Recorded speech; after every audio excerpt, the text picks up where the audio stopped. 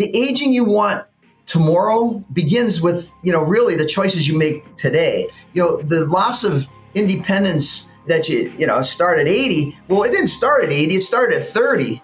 The Alzheimer's that comes on at 70 didn't start at 70. It really started at 40 with the lifestyle habits and so forth. The heart attack at 50 started when you were 25. This is the Home of Healthspan podcast, where we profile health and wellness role models, sharing their stories and the tools, practices, and routines they use to live a lively life. Jaime, it is an honor and a privilege to have you today on the Home of Healthspan. I can't wait to share what you're up to with our listeners. But before we jump in to your background, everything you're currently doing, how would you describe yourself? Well, Andrew, thanks for having me. I will tell you this, I'm certainly a lively health educator. I've been doing this for 40 plus years. And it's funny, my enthusiasm hasn't wavered in those 40 years. And my enthusiasm is unparalleled. And I believe that, to me, I was put on this earth for a purpose, and that was it. And to influence people with their health through proper nutrition, mild forms of exercise, and do it in a way that changes lives one body at a time. And I've been blessed with this. And I have to tell you, it's been very gratifying, but I love the spirit of a lively. I mean, that's what it's all about. And helping millions of people. And we've done it. And it doesn't matter if it's one or a million, Andrew, it's still the same. Yeah. It's won millions of times, basically. And you really have done it consistently for decades. I think a lot of listeners would recognize you from the 8-minute abs, but we said when we started, right? Most listeners know we work through the 5 pillars and kind of cover what you do. And we assumed we would start with fitness, but so much of what you just talked about was about your purpose and what drives and the connection with your clients and the people you impact. So I'd actually love to start there because that's often where we end, but that's where you started. And I think it's so important, especially as we age, especially as we're entering a period of loneliness, of people staying on social media versus socializing. Can you talk a little bit about how maybe your thoughts around that have shifted over the years? Well, I can tell you, when you start off at 25, your ideals are one thing. When now I'm 64. And so I've seen the shift of, basically trying now to say, okay, we want to lessen the gap between our lifespan and our health span. And there's certain avenues that you have to take. And, to me, if you don't make time for your wellness, you're going to be forced to make time for your illness. And so there's definitely steps. And I to me, without more important than anything, it's routine, Andrew. It's routine over motivation. And I see that in everyday lives. I believe in rituals. I believe in rituals. I do a ritual every single morning. I do my push-ups, my plank, and my squats. I do 25 squats every day. And it doesn't sound like a lot, but that's, it's 750 for the month. I do a minute worth of planks, which for your abs, you give a slimmer, trimmer, tighter waistline. I do, again, if you do 1 minute, think about that's 30 minutes throughout the course of a month. And then I do 50 push-ups. Okay. So you multiply that out, it's 1,500 push-ups. So I believe in these smaller steps, these daily victories. And it doesn't have to be just nutrition or fitness oriented. It could be the thoughts. At first it has to come from here. And so I see that. And then when I see, even in friends that I have who have isolated themselves away from people that maybe we were going through high school with and college, and all of a sudden they're doing their own thing. And I see that they're not as happy because you need that interaction. And if you don't, I'd say you better get to it now because it's not too late. It's never too late to do this. And, to me, people don't stop exercising because they grow old. They grow old because they stop exercising.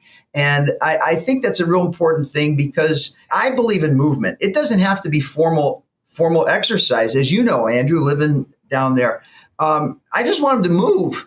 And there's a thing that we did. In fact, I brought this up only because if you want to live, move. That was a title by Jack LaLanne. And we do everything in the spirit of Jack LaLanne. And I wrote this with his lovely wife, who is 99, Andrew, 99. God bless her, Elaine LaLanne.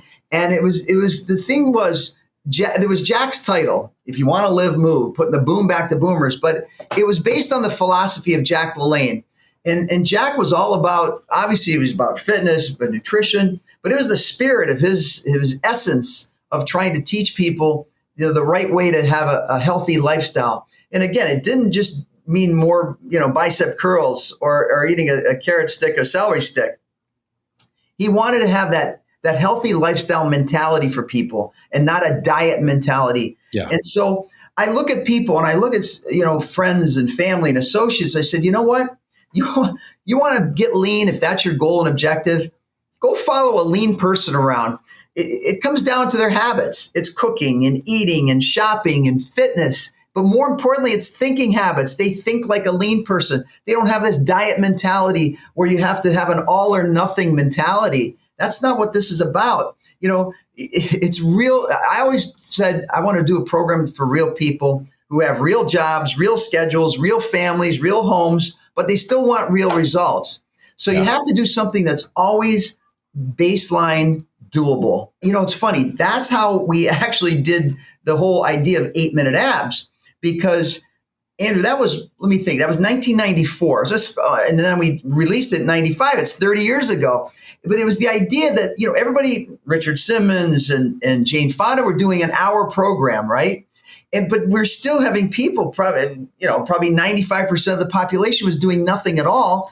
And, time was the biggest factor. And we said, well, geez, let's do something that doesn't take a lot of time, but then gets into the idea that it was the hook. Because we didn't say, do just 8 minutes. There's 1,440 minutes in a day. Let's start you off with 8. If you have more time, do 16, 24, 32. But you had to get these couch potatoes doing something. And that's how we got them to get active. And that was the thing that really, I think, catapulted us from this time-oriented aspect of programming. And I think it worked because, there's a lot of people that did it. Yeah, I mean, I'd love to come back to that because you started about your routine when you start the day, right? That it sounds very light, but it compounds over time. And I think back to a couple of our guests, Dr. Torkel, who wrote The Pulse Cure. He described that the extended life expectancy from 90th percentile VO2 max versus 50th is marginal, but 50th versus 10th percentile is 10x, right? Like it's a massive difference. And so a lot of people have this mindset, or JJ Virgin, same with the idea of these exercise snacks. Yes. And the benefit of doing just 10 minutes of vigorous movement a day reduces all-cause mortality by 50%. Right? Just 10 minutes. So is it as good as 60 minutes? Maybe not, but that extra 50 minutes is not nearly as impactful as that first 10. And so I love how you're positioning it of it's not what the best case is, it's do something. And what is that something for you? So it sounds like, I can start the day. I know I've gotten my squats, my push-ups, my plank in. I have a great baseline. Whatever comes from here, it's gravy. I'm good here. And so how do you help people find out what that is for them? Because they may come at different points, right? They may have just had a surgery. They can't really do squats or get down and plank. So how do you help people figure out what is my baseline that gets me for the day? Well, it's a great point. And I have to tell you, you talk about, people, I think what happens is with motivation and stuff, I think because they're bombarded with such information out there, it's overload. It is absolute overload. Yeah. And so they don't know where to start. And I just said, we start just moving. Okay. But, when we said 8 minutes, it's not just any 8 minutes, more is not better. Better is better. I tell people this, especially as we age, there's something that happens to your body. It's called sarcopenia, where you lose muscle tissue. It's muscle leaking. That's completely opposite of what we want. And so when I tell people that, especially women, you start losing muscle tissue rapidly, after the age of 30, you lose 3 to 5% per decade. Well, that adds up very quickly when you start to get in your 60s. And so, that same amount of calories that are coming in for a female, they're wondering, well, how come I'm getting a little more lumpier and bumpier in certain areas? Well, your metabolism has dropped because your muscle tissue is decreased. And so it's like, okay, let's rev up that metabolism again. Let's put on lean muscle. I think what people think, well, you got to spend 2 hours a day in a gym, or you got to, again, you don't have to do that. You can use your own body's resistance. You can have bands. You can do whatever it is to put an overload to your system. But just start off at a little bit, like you said, snack size. JJ Virgin, she's great. It's that snack size version. Well, it's the same idea as the 8-minute program that we did, but it was the idea of how do you implement that? And that morning ritual that I do, you're right, it's more psychological than physical. Physical is nothing, but it catapults me into a healthy regime right off the bat. Right off the bat, I start because I know I've done something good for me. So psychologically and spiritually, that makes sense to me because I don't care how bad the day can get. I know I'm doing something good for me. And it didn't take a lot of time to get me into that mind space. And that's what you want. The aging you want tomorrow begins with, really the choices you make today, Andrew. And I'll tell people this, the loss of independence that you start at 80. Well, it didn't start at 80. It started at 30. The Alzheimer's that comes on at 70 didn't start at 70. It really started at 40 with the lifestyle habits and so forth. The heart attack at 50 started when you were 25. So it's this idea that, you've got to implement a lifestyle that's doable, number one, and based on your goals and objectives, of course. Now, I don't deal with a lot of people who are into marathon running or bodybuilding. I deal with people that are everyday people that want to live longer, look younger, and feel better, especially boomers, because those are the 3 elements we want and need and desire. I can tell you this, if you tell people who are sitting on the couch and all of a sudden you tell them, well, you got to move an hour a day, it's not going to happen. It would have happened by now.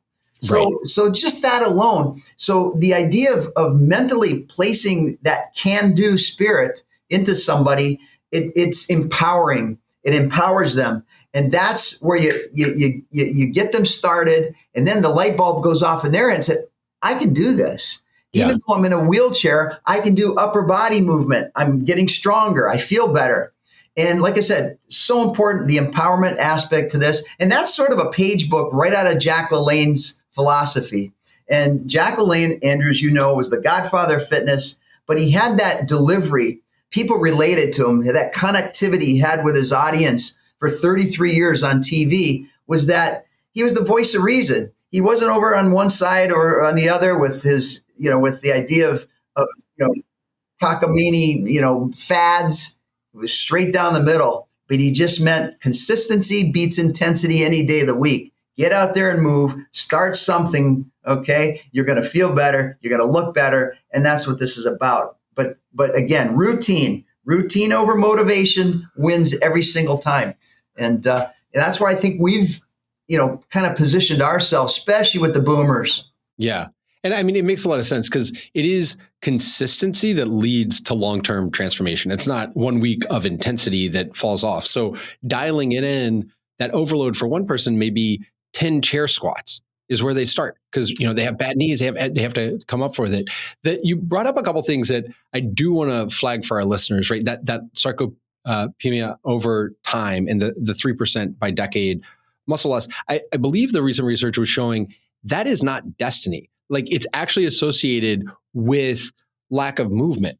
And so we lose it because we're not using it. And back to the book, you have to move your body. These chairs are relatively recent in human existence, right? Most of humans never had a chair. If you go back 250, you were moving, you had to squat, you were moving your body. We didn't have desks. We were out doing things. You talk about vitamin D, we were out in the sun. This was how we lived. Correct. And the idea that, and you probably saw this new book, Super Agers, where they went and they tried it. They assumed it was going to be genes and they couldn't find any genes for all this. It was all habits, all things completely in our control. And so these small pieces, it's not about being the marathon runner or the Ironman or whatever. It's about continuing to move, make good decisions, have that consistency. So, moving the body's how you don't lose it, right? Move it so you don't lose it because we're mobile creatures. At the same time, I think maybe not everyone realizes on the nutrition side what it takes. You go have a Frappuccino, maybe 375 calories, and what it would take to just go burn off those 375, not to mention all the other calories you eat during the day. So, the old adage, you lose ounces in the gym and pounds in the kitchen. How do you help people think through how they fuel their body, their nutrition? Well, I can tell you this, because people would ask me, I say, well, hey, you're 64 years old, but I've never been overweight. I've never had an obesity problem. Knock on wood, I've been very healthy, but I've studied it. It was things that then I've implemented it. And I always tell people, they say, well, what kind of diet are you on? I say, I'm not really on a diet. I'm half Italian. I can tell you this. I eat Mediterranean diet because it makes sense to me. But the idea of eating clean, lean, and green, Andrew, I tell people, look, limit the empty calories, the sugar. The average person gets 22 teaspoons of sugar a day, which is like 300 some calories. And you can't out-train a poor diet any way you slice it. So you really got to be mindful of that. And of course, the inflammation, and I call it inflammaging, especially when you get older with sugar, what it does to your body. So you really have to think about that and fried foods and so forth. But eating clean, lean is lean protein. You need to have protein, especially as we age. And we'll talk about that in a second. And the other one is green. I like to always have words that alliterate because it's easy for people to remember. So again, clean, lean, and green. Green is vegetables. So produce and protein is where you want to be without a question. Limit the empty calories. But the idea of protein, and especially as we age, because it's so important to have that, protein synthesis and so forth. So people say, well, how much protein, should I eat? Because that's always a factor. They get all these, crazy, numbers thrown at them. But I always say, look, I always go to a dietitian for all this information. They say, all right, well, listen, you want to be anywhere between 0.75 and 1 gram per body weight. That's kind of a fair number. Okay. So what if you're a 120 pound person? That means you need 90 to 120 grams of protein a day. If you're a 150 pound person, it's 112 to 150. If you're a 200 pound person, it's 150 to 200 grams a day. Andrew, you and I both know, listen, if you're 150 pounds, to get 150 grams of protein, that's a lot of chicken breast. Since chicken breast is, 3 ounces, 25 grams. So there you have to do something where you have to start thinking, all right, how do I do this for breakfast? And you've got to have some protein, whether it's, you can have 25, 30 grams of protein every meal, and you'll probably get close to your goals. Yeah. But you got to be mindful of that. Otherwise, it's not going to happen. And so, again, what does protein do? It increases satiety or the feeling of fullness. We want that because you're tricking your body, because otherwise, if you get hungry, if you eat carbs all day long, okay, and especially simple carbs, well, guess what? Your sugar level is going to go up. It is going to crash down. You don't feel good. But you need the protein to even you out, number one. But it's just, again, to fuel your body, don't fool your body, okay? And it's so important to understand, macronutrients, but not to the point where you got to start figuring out on a calculator. 3 to 4 ounces fits in the palm of your hand. That's portion control. So think about that. There's 3 to 4 ounces. You want beef? That's fine. But that's about 27 grams of protein right there in 3 ounces. A deck of cards or a bar of soap is 3 ounces. So you gotta eat mindfully to get that in. Speaking of the mindfully, there's certainly in a country where our obesity rates are over 40%. It's crazy. It's based more on lean mass or your ideal body weight, right? So if you're 340 pounds, you're not targeting 300 to 340 pounds of protein. It's saying, hey, my target weight is actually 215. That's probably my protein goal, right? That is absolutely correct, because you got it. Because if you're 300 pounds, you got to be chugging down a lot of muscle milk or something, because you aren't getting 300 grams of protein in a day. It's not going to happen. But yeah, that's a way for somebody to actually look at that and go, okay, even because somebody says, well, shoot, how many calories should I be having, per day? So I follow the dietitian's rule on that as well. And this is good for your listeners. They basically say you want your goal weight times 12 to get your calories. So for instance, let's say if you're a 150 pound person, you want to be a 125 pounds person, right? So you want to lose 25 pounds. We go 125 times 12 and you get 1,500 calories for the day. That gives you kind of a baseline. So if your listeners out there, let's say if they're 175 pounds, they want to go down to 150. That's great. Okay. So it's think about it, 150 times 12, do the math. It's about 1,800 calories a day. Now, if you're a 250 pound person, you want to go down to 200, it's 200 times 12 or 2,400 calories a day. Now that gets a little more, especially if you're counting macros, it gets a little more realistic. And therefore, you want to focus in on those. But those are just baseline numbers that a dietitian gives you, depending on your activity level. If you're an athlete, they always want you at 1 gram of protein, per body weight. But, some people are not athletes, they're sedentary. So you got to be mindful of that. And depending on your goals, your objectives, but there's a purpose to all this. And I think the idea is, if you don't do something, what do you think's going to happen? Yeah. If you do nothing at all for the rest of your life, what do you think's going to happen? There's heart disease, there's diabetes, there's, high blood pressure, cholesterol, you name it, forms of cancer, dementia that happens. So you have to do something, but make it realistic towards your goals, and you'll hit it. But not doing anything is non-negotiable. You have to do it. Yeah, I mean, I think there are two things, right? There's the, hey, I'm fine today, and I'm just mortgaging my future and my future self. But I do think the fine today, in my experience, the people we work with, we see, oh, I'm fine. We start helping them in the smallest things. I say, wow, wait, I can wake up feeling like this? So they thought they were fine because the fish doesn't know the water it's swimming in. It just knows this is the baseline. This is what normal's like. But they don't realize normal is not living a life of health and energy and vibrancy. And when you turn that on, it's like the Wizard of Oz turning on Technicolor, right? All of a sudden, whoa, this is what's possible? You're not in Kansas anymore. Yeah, exactly. And so do you see that? Obviously, people come to you for a reason. Like they have some trigger and maybe they think, hey, I'm just investing in the future. But do you hear that from them as well? It's like, hey, I thought I was doing this for 10 years from now, but wow. I mean, I'm feeling and seeing the difference today, and it's huge. Oh, without a doubt. And I think, the fact is, we know physiologically, if you start eating better, if you start drinking more water, if you get more sleep, you're going to automatically feel better. And of course, just moving alone, your body's meant to move. And so obviously, we're not sharing this crazy information that's hidden secrets. It's out there, and it's just about implementing it. And that's where I think, we have to really keep, honing in on that. And because getting fit never gets old. Trust me, it doesn't. And the old Jack LaLanne line, was if you rest, you rust. And I believe that. And especially as you age, but you start now. Don't wait till you're 50 and 60 to start. Do it now. I mean, that's where I think people have to be. And don't think you have to be, have to go out and immediately run a marathon. Go 5 minutes down the street, get the mail, come back, do it again. I mean, it's just that, again, it's that routine that builds and builds. I call it daily victories. You're not going to come down and constantly, eat healthy most of the time. But the thing is, an 80-20 rule, that works. I always tell people, look at your plate every single day.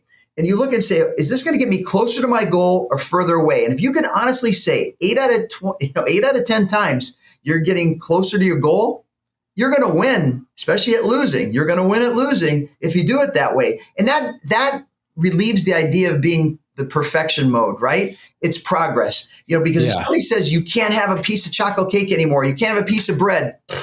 What's the first thing a person wants? They want chocolate cake, and don't let me stop. Yeah, don't let me stop at one piece. Let me have two. You have the bread. You don't have to have a whole loaf. Have the bread, enjoy it, and move on. And you don't have to be perfect every day. We were just talking about earlier about the idea of sugar. I tell people in my seminars, this is a great analogy for people to understand. So Snickers bars is 260 calories, right? For big Snickers bars. So some days, you have an emotional day of eating, right? And people go through that, bad day at work, bad day, whatever, they start eating. Okay. Now, let's say you have a really bad day and you have 10 Snickers bars, right? Well, you and I both know, Andrew, that 3,500 calories equals 1 pound of fat. Okay. So you have 10 Snickers bars and it's, my gosh, you go 260 calories times 10, it's 2,600 calories. That's kind of a blowout for one afternoon. But I've got to tell you, what happens is in the big scheme of things, okay, so it was one bad day. You pick it up the next meal, the next day. But what happens mentally, Oh my gosh, I can't believe it. I blew it. I can't believe I ate 10 Snickers bars. What's wrong with me? Don't beat yourself up. You're going to have those so what days. Pick it up. The next meal, the next day, the next week. That's how you win long term. But it's the idea, is the mindset shifted. And the other thing, real quick, I always do in my seminar, I say, you know what? You've got to, if it's a diet mentality, just do the edit, EDIT. So think of food that way, because everything with a diet is, I can't eat this, I can't eat that. You got to eat less of this, less of that. I want you to focus on edit, meaning more fruits, more vegetables, more whole grains, more healthy oils, more lean proteins, more water, more fitness, more sleep. That idea shifts. Okay. It's more. He didn't tell me I got to eat less. I'm eating more. So that kind of thinking propels people to succeed long term. And this is what I try to explain to people too, right? Back to if you're doing a gram per pound of body weight of protein, right? You're getting in these lean, good proteins that you enjoy. Find the ones you like. If you don't like salmon, eat chicken. If you don't like chicken, go to beef. Like find what you like. Exactly. And then if you're doing 800 grams of fresh plants, you're just not going to be that hungry for other things. And you're going to have your baseline of nutrients. So then you don't feel bad. It's like, hey, I want a Snickers bar. Cool, great. You did all this. You're probably not going to want 10 of them because you're going to be pretty full. You might just have the one. Yeah. Isn't that amazing? You're tricking your body and it works. And then you start feeling better because you start looking here and go, shoot, man, I'm looking pretty good here. Well, you have more energy, right? You don't get the crashes because you're fueling with what our body, most of these things, when you talk about empty calories, humans never evolved to get that. We've created these things in labs. If you go back to plants and animals, this is what our bodies evolved to process, digest, and get our energy from the sun passing through. Like that's the source of all our energy. You brought up a couple times getting more sleep. So, how do you prioritize sleep? How do you structure it? What is your sleep routine? I will tell you this, and I'm probably guilty of it because I go to bed probably around 11. But I get up at 5 every morning, start the day off right, boom. I probably don't get enough sleep, but I can tell you I've learned to live on that. But now that I've researched more and more, sleep it aids in recovery. And so, you need it. You need it. And I don't care if you're 20 or 70, you need more sleep. And so I think from a standpoint of what gives you better sleep, there's things that say, you don't drink water before you go to bed or alcohol, or you don't eat 3 hours before you go to bed. There's all these different things that have the room cool, have it dark. The bottom line is, to me, if I get enough activity during the day, guess what? I don't care where I am. I'm going to sleep. I'm off to the never land because your body says, okay, I've had enough. I need to recuperate. I need to slow down. And then boom, I'm done. And so to me, fitness and movement is the elixir. And that's what you need to help you age correctly. And if you don't have those pillars that you were talking about, if even one or two of them are out, you're not going to be as healthy as you want. So again, what are we trying to do? We're trying to decrease the gap between our lifespan and our health span. You want to be as healthy as you can for as long as you can. And if you cut things out that are important, like nutrition and fitness and sleep and so forth, and mindset, and also the idea of, this connection you have with people, something's going to drop and you don't need it. So you got to try to fit most of those things in on a daily basis. Make it a routine. Yeah, for sure. And so speaking of the routine, one thing that's kind of permeated all the pieces we talked about is this mindset. So you talked about when you start in the morning, yes, it's about moving your body and the physical side, but it's as much about the mental side. Hey, I've gotten this in. I am moving my body. I've triggered these. Yep. I think a lot of people understand you can't eat healthy for a week and then just go fried foods and junk the rest of your life, or go to the gym for a week and sit on your butt the rest of the time.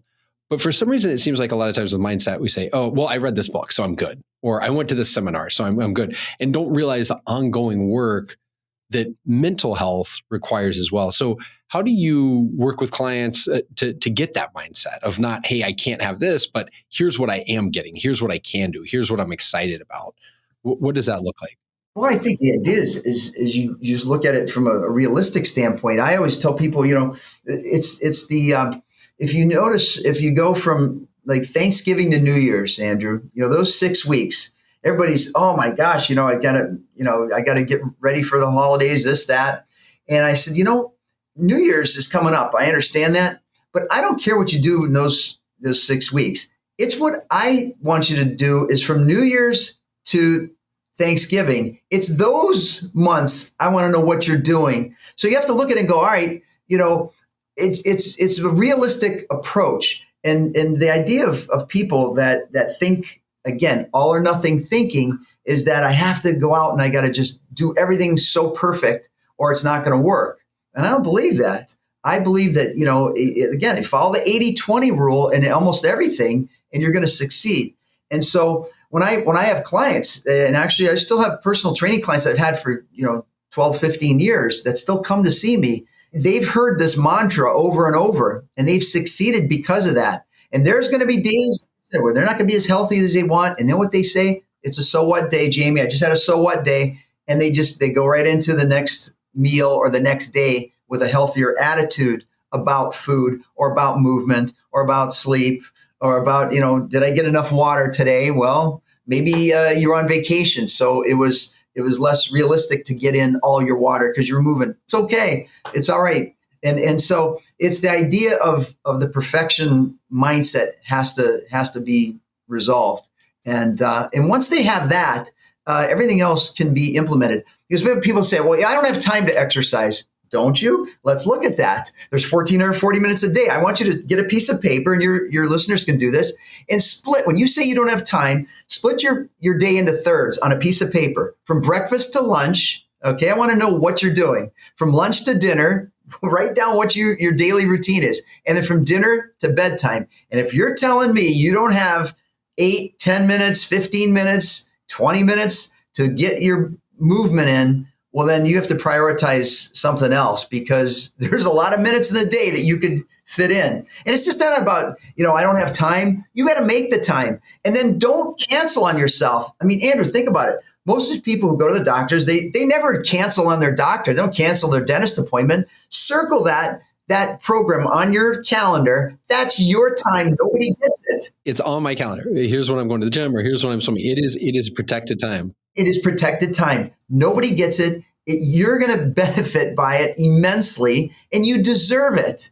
Why? Yeah. You didn't cancel out the doctor. Don't cancel yourself. Yeah. I mean, the other piece on that, I think, is one, sometimes we give it to other people that we know, right? They call or you do a meeting. But a lot of the times we're giving it to Reed Hastings and Netflix, or we're giving it to Mark Zuckerberg and Instagram, right? And so I think once you do that kind of audit, you can also see, ooh, is this really where I want to spend my life? Is that the life I want to live? And do I want to reallocate that time to something that's going to make me feel better? Without a doubt. And that's, I think that's real life. And I just think that it has to be a shift. It's a renewal shift in their mind. And because they're, again, when you look at the internet and you look at all the gurus out there and they're telling you, you got to do this for 6 weeks or this for 8 weeks. Well, you know what? Life doesn't work that way. There's a lot of months in there. So, don't do things that to me, one of the clients just, said, well, I can follow this for 6 weeks. I'm like, well, 6 weeks is nothing. It's, so the idea is you gotta think about that when you start a program and say, well, can I eat like this for, everybody can do it for 30 days. Can I eat like this for 30 years? Well, then you got something. So yeah. So don't cut out food groups, people. Don't do it. No. And Jamie, I think that's a beautiful place to close because I think we live in a world of influencers that may have been around for 4 months or 4 weeks or 4 years even. And no one knows the long-term impact of what they're recommending and kind of these fads and fly by night. Whereas you've literally been doing this for 4 decades and delivering impact, and the results are real. And anybody following you, looking at the comments, I mean, one of the first comments on one of your YouTube videos I saw was like, I've been following this beautiful man for 30 years, right? Like the people have been with you on this journey for decades and seeing real results. And so I really implore our listeners to check out more of Jamie's work. Thank you, Jamie, for all you've been doing and continue to do to help so many people live healthier longer. It's a pleasure. And, the old saying is, I always have a saying, it's, I will not let age change me. I'll change the way I age. And that's so true. So get up, fuel up, and live it out there, guys. So listen to Andrew. He's right on. Fantastic. Thanks, Jamie. Thank you for joining us on today's episode of the Home of Healthspan podcast. And remember, you can always find the products, practices, and routines mentioned by today's guests, as well as many other Healthspan role models on alively.com. Enjoy a lively day.